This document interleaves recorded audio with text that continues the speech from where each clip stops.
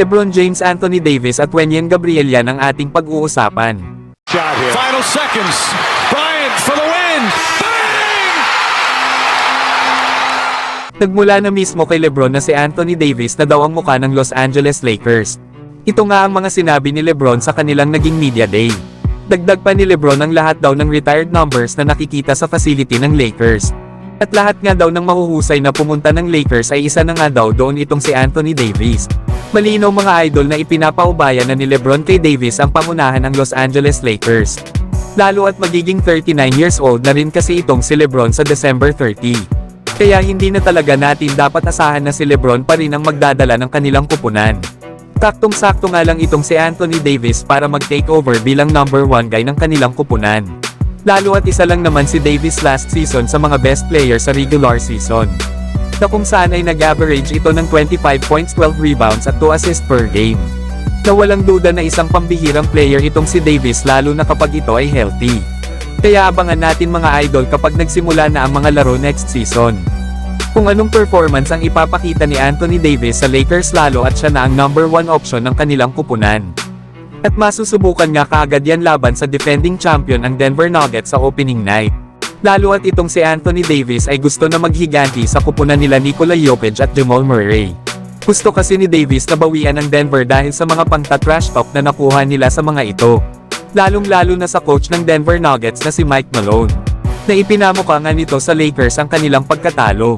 Nang patamaan niya ito gamit ang mga salitang win alis. Hindi pa nga dyan natapos itong si Michael Malone dahil inasar nga rin ito si LeBron. Na magre-retiro ng araw ito matapos lang daw na masweep ang Lakers ng Denver Nuggets sa Western Conference Finals.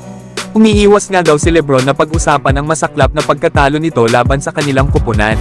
Kaya gumagawa na lang daw ito ng dahilan para malihis ang usapin patungkol sa pagka-sweep ng Lakers. Na dito nga ay hindi natuwa si Anthony Davis.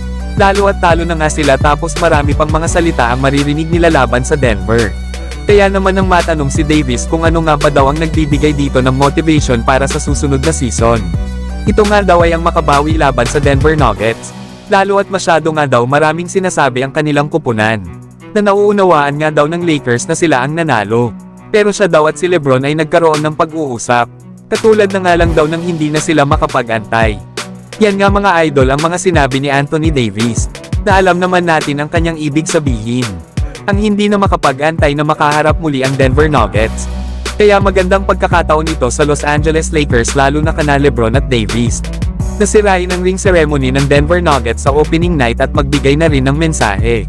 At ito nga ay ang ipaabot sa Denver na ibang Los Angeles Lakers na ang kanilang makakaharap sa paparating na panibagong season. Sa ibang balita naman mga idol. Dating player naman ng Los Angeles Lakers na si Wenyen Gabriel ay nasa Boston Celtics na. Ito nga ay matapos itong mag-sign ng training camp contract.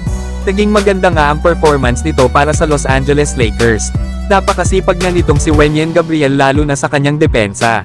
Pagkakataon na nga nito na lumaban para makuha ang spot na iniwan ni Robert Williams. Lalo at may tangkad nga itong 6'9". Na maganda nga itong maging backup center nila Kristaps Porzingis at Al Horford. Last season nga ay nakapaglaro naman ito sa Lakers ng 68 games. Na kung saan ay nag-average ito ng 5 points at 4 rebounds. Na meron naman itong 59% shooting sa field. Na sa nakaraan ng FIBA World Cup, tinulungan lang naman niya ang South Sudan para masecure ang kauna-unahan nilang spot sa 2024 Olympics. Kaya abangan na lang natin mga idol. Kung mabibigyan ba ng roster spot si Wenyen Gabriel sa Boston Celtics. So hanggang dito na lang tayo mga idol. At huwag nyo naman kalimutan mag-subscribe bilang pagsuporta.